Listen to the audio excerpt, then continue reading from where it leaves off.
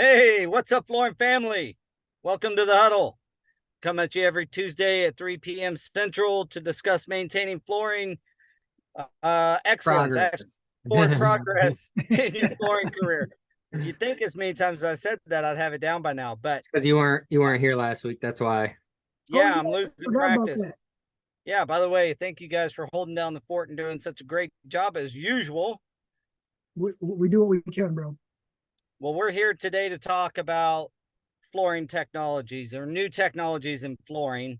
Um, to distinguish, a lot of the manufacturers in the flooring industry talk about technology from the um, their products, new technology for actual flooring products. What we're talking about is software, hardware, technology that will help us be better flooring companies, better flooring installers, and just have better success overall in the flooring industry. Really standing behind and pushing forward that forward progress. That let's get better. So I'm going to open by saying that I know Preferred Flooring up in Grand Rapids. Uh-oh. You guys, kind of embrace technology at this point, but you had a time when you're like, I won't call you out, Jose. Oops. But your brother Daniel's probably a little more on the technical side. No, that's 100% accurate, and I will still agree with that. Even though I am also using as much as I possibly can, I still agree that Daniel is the one pushing the envelope here. If he didn't say we need this or hey, check this out, chances are I probably would never have looked at it. So yeah, Daniel is and it's amazing the difference between 6 years in age does for school. I left school, I was getting done with school when technology hit him in high school, and he, like, this dude grew up with a laptop. Like, I don't type very fast still, right? Like, it shows. This dude sounds like he's mashing Chicken buttons. pecker. I used to download the typing programs and make him do it at home. Like, said you gotta get better Well, at this. I'm old enough that we had what do they call it? Keyboard class. Yeah, So, keyboarding. That's what it was. Keyboarding. yeah. See, you guys did keyboarding Well, and then I did computer class. yes, we just got a keyboard. And that was new. Like it was typewriter before that. So that's showing my age a bit. Um, well, I know that one of the things, like, you guys use big technology companies. I know you use Microsoft Teams and Microsoft that platform for doing a lot of your uh, um, communication and taking care of your. I know you use Go Carerra as well for like your work order systems and things like that. But you also have Teams that you use in scheduling and getting information to your crews, right? Like Yes. you guys look for technology. For those of you in the audience, sorry, that may not look for it, we're going to talk about a few. One being Go Carerra, the other being a product called Floor Cloud, and then Ballins knows best, man. I We'll can't wait we'll for that want to one. bring him up with his technology. So to start out of the gate, most of the time that I've been involved with technology, and now I've built a software company, it was pretty intimidating to me. But I knew I wanted something to do all these things for me. So one thing I want to come out of the gate and say is, like, be curious about it. Try it out. You don't have to get in bed with something and just stay there. Like, check it out, use it a little bit. If you got a free trial, or they have, a free version that you can use at any technology company, get in there and get your feet wet. I mean, Daniel, I'm going to pick on you for a second. Is that how you go? When you want something done, you just start searching and try things out? Well, yeah. So when the whole Teams thing, I think we're like one of the smaller companies to use it, right? Because I seen it, and then it's like, all right, this can do this, and that's what I did. I looked at what we already had, so we're already using the Microsoft platform, and Teams was included because they're just trying to get it into companies' hands. So I'm like, start messing around with it, and then I start asking other people, hey, do you guys use this? And they're like, yeah, and it's like huge companies, it's world. Some of the people that I was talking to are work for worldwide companies. It's like, yeah, this is what we use, and it's like, all right, how do you use this? Talk to another person, how do you use this? And then it's like taking bits and pieces from everyone just to kind of put it together what we'd be able to use it for. And Yeah. So it's really one of those things that you don't know until you start using it. It's almost like if you put it in terms of just like actually getting hands-on with material, right? Yeah. You're not gonna know until you start putting your hands on it. Like, you can read as much as you want about it. It's not until you actually start using it that it's like, hey, this is actually really nice. Or we also had software where it's like, there's got to be something better. Like, this is just not it. yeah, that's how I do it. I mean, it's the same thing. I just want to try. Let me get in there, figure out what's really hard, what's really good. Frankly, a lot of it, different work order systems we'd used, um, just lacked in a lot of the things in Go Carrera, and the reason we started developing that. Of course, all the labor side of it we've talked about before, but from a technology piece, being able to shoot work orders to geographic locations and have installers in that area be able to respond, just from a technology standpoint, it sounds really awesome. Like, to be able to do that. And you just got to try things out. A lot of the work order systems that we had used before, and frankly, we went from paper to trying to find something that was gonna, we had a problem with our guys losing their paperwork. That was really the first problem we had that made us want to Oh, start looking for something digital. And we found a lot of uh those different software products lacking.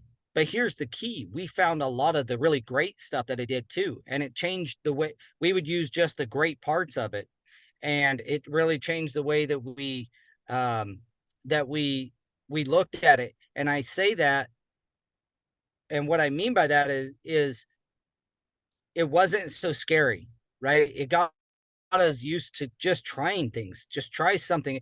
Like, you're not going to end the world. Just give it a shot. Technology's not scary. Just jump in, like you said, that you do with flooring products. Give it a shot. Try it in an area or in a situation that's not going to be super detrimental, and you might just find that you found some really cool pieces of that. Because I'm sure you don't use every single piece of Teams, right? But oh, you No, use the not even no. really close. work, Yeah. right? Yeah. You use what really works for your firm. Uh, Same with Go Carrera. Some people just use it every once in a while when they need an installer and they look at it as a labor platform. Some companies use it full bore, like they want the whole process because they can use it front to back, from creating a work order to processing payment and gaining lien releases. There's you don't have to do everything with the software. That's one thing that was really intimidating for me in the beginning, is like, if you looked at a list of things that this software does, you're like, shit, I don't need all that. And that's a lot of work and it seems hard. Jump in, find the things that work really well for your company, like you guys did. It's so admirable And that you guys do and that kind of honestly, thing. you said something right there. It's going to be hard, and it is going to be hard. But once you have these things set up, it becomes so much easier.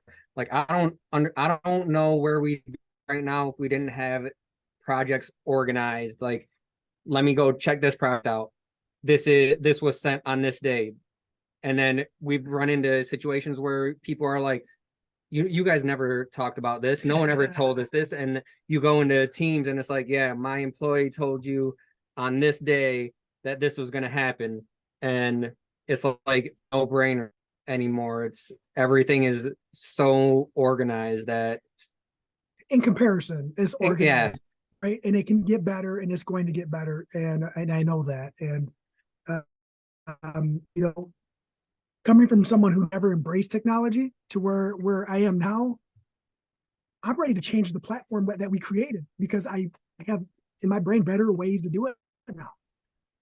I'm just ready to change it up. So, Well, that's but another I'm not going to.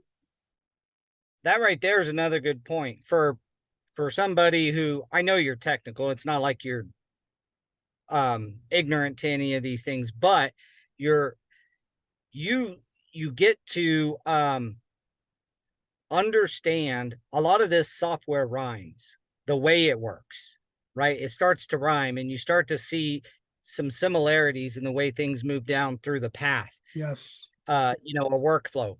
That's why you can look at it and say, hey, I want it to do this, and I'll do this to make it do that. And you can use the and more formulate it to your business, whether it's Go Carerra, Teams. We'll throw out there Floor Cloud just to start. Give a quick introduction on Floor Cloud. Floor Cloud is a mobile site condition reporting technology. So you put their sensors on your job site, you can log into their cloud, and you can see what the ambient temperature is. If you have it Bluetooth to your Wagner meters, you can check your RH from anywhere in the world. Well, anywhere with the internet. Clarify.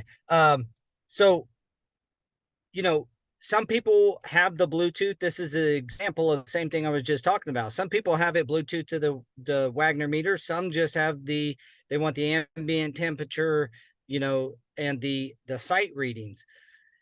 The key is doing some of these things and moving, because a little bit of progress can go a long way in how your business performs overall. I know that a lot of people, one of our big things at Go Carerra that's tough is the adoption of technology from the older installer demographic. They just don't want to mess with it. And they're somewhat fearful of it. But when we walk them through and get them started, and then they do their first work order and they start using the system, they're like, oh, this is easy. I that's know. that's one of the guys that we got on it, that Yes. he was like really against it. And it's like, this is what we're using, man. Like, either get on board or I told him we'll find someone that will use it. And he was reluctant, but then after the first time, he was like, oh, it's actually really streamlined. And then he said you guys are the only company that I do work for now that I don't have to physically go pick up a check. Yeah. How awesome is that?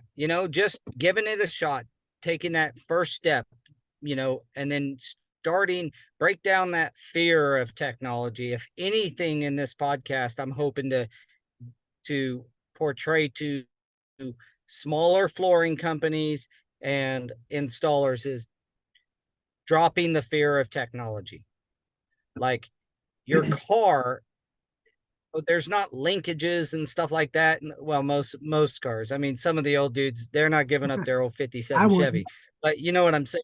Today's cars, like, it's a computer that's reading an algorithm that tells you the blinker to turn on. It's not mechanical. They give you the idea that it's mechanical by making it click, but it's not. You turn the wheel. That's the computer telling this to make this happen. And there's linkage involved, I know, but I'm just saying, like, even starting your car, key fobs and all this stuff, like, technology is embedded. And when you have to use it, it can be really frustrating. If you choose to use it, it can be much less frustrating. So choose to give it a shot, guys. Quit being so, and I'm talking to the group that is fearful, obviously. Don't be fearful of trying to use a new piece of technology. I know that Floor Cloud had some of that reluctancy as well. But once the people are using it, now they're telling other people about it. So it's taking the first step. Ballin knows best. Kim Ballin's, AI kind of driven Q&A, basically, right? Send them a question, they'll give you an answer. that piece, I know that guys are reluctant just to call a phone number and send a text. I've talked to my guys about it.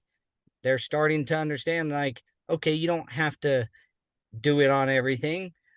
His a little bit new, so there's not as much complexity to it. But as it gets more complex, you know, my preaching, my ploy here is don't be scared to try out those new things. You'll find out that you're going to be more effective. I know you guys have, and I can attest to it in our company. When we started embracing technology, we became more Yeah. efficient. It helps bridge that gap between someone who communicates well and someone who doesn't. And all they have to do is download an app or just get on board, and then there's a central location. And that's across the board, no matter what technology you're using. And I went when I was learning how to use I forget what program, one of the first measure programs we had. I went out of state for a class, and the first one I went to, the gentleman said something to me that kind of I applied to everything. He said, "You already know how to do it in your brain, and you already know how to do it on paper. All we're doing with the computer is transferring what you already know how to do onto this. The only thing you need to learn is how to navigate. And most everything we use now is customizable." So That's really what I think about when we talk about technology, because you were reluctant at first to actually use one of the measure programs. And we worked a lot with Bob over at Welsh, and he was kind of the same way. And it's like, until you start using it and actually start going through prints and drawing them, you don't realize how much time you can actually save from doing everything like a takeoff on a paper print. Because oh man, think about it in terms of some of these projects that we've been doing, right? It's like, I got to price it out with 3 different materials, and in order to get 3 different prints and do stuff like that, that's craziness. Oh, Paul lost signal. But when we were just the last time we were at CFI convention and talking to Floor Cloud and how they went through their platform and showed us, like, this is a live project right now, and I'm going to pull it up, and we can see how many different different RH probes that they had, and this one is reading high, and these ones are all fine, but this is our focus area now. We need to get this one, make sure that this one gets all squared away before this project can go. And to know that you can just go online and say, this one is still not ready. I was supposed to have guys out there in 2 days. They're not going to be out there in 2 days. What do we got to do to remedy this situation? Yeah, and it's the same thing. It's now you have projects and job sites communicating with you instead of making an hour and a half drive, a 3-hour drive, depending on how large and where the project is located. If you work for companies and you do work for hotel stays a lot, you can monitor that, and say they must not have their windows closed in. This temperature is fluctuating too much, or this RH isn't dissipating. Something else has got to be done. It's good to have all that information before you go there and have to do all the old manual testing prior to getting started. Now you know what to do, what to look for right away. And that's the thing, right? With talk about battling those best and how that's AI driven. And there was, I think it was about a week ago or so, where one of the companies was using one of those AI platforms to see if there was a better way for them to code or whatever. And they ended up putting in a lot of proprietary information that the company did not want to get out. And that is the thing I think a lot of people are worried about, is because once you do get into some of these platforms, your information out, it's out there forever, right? You're never able to get that back.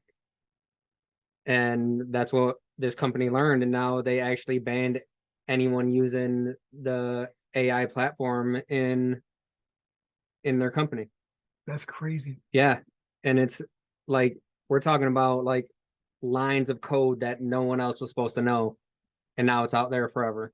Now, Yeah, the code's going to be there. AI is going to retain that information and apply it if someone asks the right series of questions. yeah, and that's the thing. It's good and bad because it's constantly learning by whatever Is Paul making it back on? you're telling it. But at the same time, it's also that information is there forever. So if you're trying to have secrets, that's really not the route to go. As far as the other technology, and I'm always going to revert back to what I know because it's the only thing that I'm familiar with is the measure programs. We used to call them napkin drawings. People go to the job sites and draw on a napkin or a piece of paper, and then you get that. This fixes that. All you old timers out there, it's just a matter of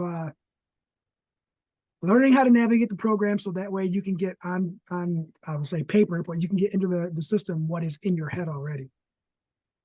And the time savings on switching materials to 5 different variations with the click of a button. Well, just think about in terms of commercial Hey, you're back. projects. I made it. I don't know how long. In my terms of- internet access is pretty sketchy, so hopefully Hey, we filled it in for you. thank you. In terms of like commercial projects, you think about it, and sometimes we'll get a bid and it's due in like 3 days, and it's like without some of these programs, it would be impossible. I wanted to bring up another technologies quickly that I just found out about that we're gonna give a shot.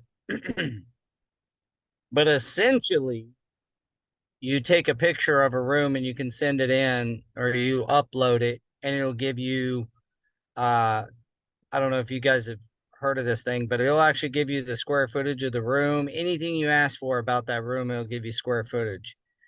It needs just a little bit of information. I'm kind of learning.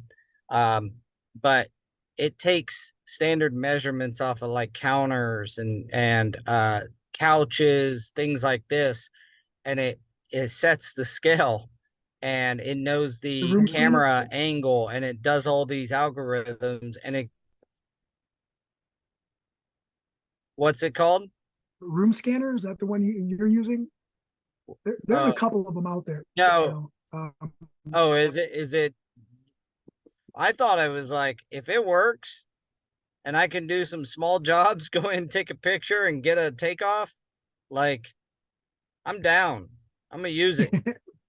Have you tried it? I worked with the beta that I have right now. And They released it. did they release it? Yeah. Okay. So I used it. Breaking up again, I I use it. guess. Oh, can you hear me? Can you hear me? Can you hear me? Well, I used at the time it was a beta program, and there's still some glitches in it, right? Like the recognition, like it doesn't recognize some things and it kind of blends shapes together, but I'm sure that they've fixed that if they released it to the public. So that's the thing. It's they use on the iPhone the LiDAR to actually, it shoots out dots, and that's where they get the measurements and stuff from. So it's the program he's talking about is for iPhones only, which is pretty limited until Android starts implementing the same technology. If they do, did I say Samsung? No, you said Android. Okay. If they do at all, but I mean, you're talking, and when I had a meeting at the last Surfaces with one of the manufacturers, and they were going to start implementing this technology too. And the thought behind it is that you can have, and this was more residentially focused because on commercial projects are a little bit bigger and different, but it's like, hey, I want this room done. They can take their phone, scan it for you, send it to you. You have all the measurements, you know where the doors are. And the actual rendering that it does, you can make it so that it's like an entire 3D rendering. So you can see exactly what's in the room. You can see the furniture that's in it. You can see what's in the next room. I mean, we're talking about technology. This stuff is gonna actually come a long way in the next couple years to where you Yeah, may that not is have to go to that's a freaking cool. customer's house to even measure. You're gonna have everything, put the product in there, send them the quote. And I think that that's a question that I had too during that webinar we attended was, will I be able to send out an invite to a client and have them scan their own room? And then they can upload it to my link that I sent them. And then I don't even have to go there. Yeah. Speaking about this, Jeremy says that he can hear you, but we don't know if anyone can hear Paul. You're doing a lot of freezing. I don't know if you wanted to turn your video off to see if that helps a little bit. And you're on your laptop. That's a good too, idea. right? I don't, yeah, so I got all kinds of stuff going on over here. Speaking of technology. Yeah, I know. Yeah, So speaking of that. I don't know. You guys hear me better with the video off? Yeah. Yep. Yes, we do. It's a nice picture too, by the way. Thank you. So I guess the point that I wanted to really get across, and that I think you guys display, and is I think really important for all of us, is give it a shot. Go Carerra's coming out with Jumpstart. We're just days away from launching that, where companies will be able to hire the new guys coming into the industry from the FCEF and several other of the organizations, be able to hire them and make offers right off of a phone. I know that, like, some of the stuff you guys do sounds scary, but drop the fear and being willing to try some new stuff. I think that's like the big message I wanted to get. Lastly, because we're going to close this thing down a little bit early today, we had a few, everybody in our audience, things with the podcast are going to get a little bit more structured and crisp. We're crisping up the studio back at Go Carerra, just to make the experience a little bit better. We have some sponsors coming on board. It'll be very short. I'm not going to make you guys watch a bunch of ads, but there's going to be some sponsors that I think you know about. And then the structure of it all will be a little bit, we want to keep the conversation piece. That's what I love about it. These guys are my friends on top of doing this stuff. We hang I love out. shooting the shit, man. Love it. Yeah. So I don't want to lose the conversational piece, but just a little bit more of the, a little more scripted from key points that we hit during a topic. And here is my ask of the audience. Like and subscribe, continue to watch us, and please give us some ideas on what you would like for us to. We already have coming up in 2024, 4 or 5 different guests, and that's just getting go. We're going to have a lot more guests, and we'd love some of our audience to come on and be a guest as well, and at least tell us what you've gotten out of the huddle. We're going to do one of those coming up in the near future. What's the huddle done for me? And, get some of our audience on and discuss some of the stuff that maybe we were able to talk about on the podcast that helped out. I know it's fulfilling for me. That's why I do it. I know none of us get paid to do this. We just get in here and rap about flooring and how to better the industry.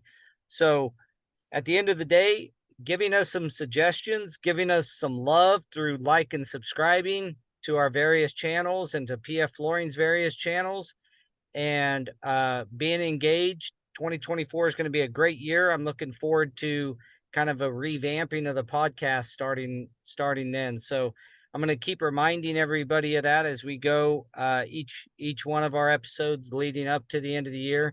But I'd like 2024 to have just a bit more structure, a little bit more variance in topics, and more audience participation, along with more guests, and not getting all Joe Rogan on you. We're just trying to stay crisp on our messaging.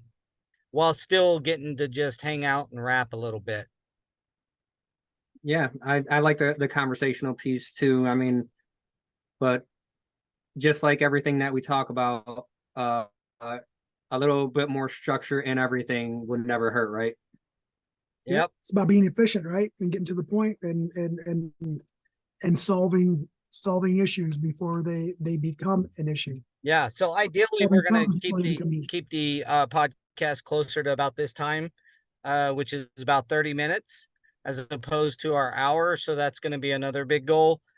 And that's why like keeping on topic with the bullet points and kind of being really crisp with our messaging will help and allow us to still be conversational and get you all the information within 30 minutes. But if it runs over, who cares? Yeah, half hour 45 is good. But sometimes the Yeah. conversation just Gets away. And some of that's my fault. I do get sidetracked quite a bit, go on tangents in the conversation. Jeremy said that we should do one about what to do when job sites aren't ready. Awesome. Thank you, Jeremy. I think job site preparedness is a good one. Yeah, and I just missed the webinar today with FCICA. Is that what it was about? Yeah, dude. Yeah, I was so bummed out. FCICA records them though, so you'll be able to watch it. Yeah, but I like participating and asking questions and just making comments, like poking the bear, like poking the bear. Well, gentlemen, I appreciate you guys for everything, and thank you for last week covering for me, and thanks again for today. And hopefully the audience, just like I said, take the first step with technology. Don't be scared. That one thing you've been thinking about trying, go give it a try. And I look forward to hearing some success stories on some of the content we've created here in 2024. And with that, I'm going to let you gentlemen go. To the audience, stay innovative, and let's get ready for an awesome last quarter of this year and a great setup for 2024. 100%. All right, thanks guys. Have a good one, man. See ya. All right, we'll see ya. Thanks, everyone. Bye.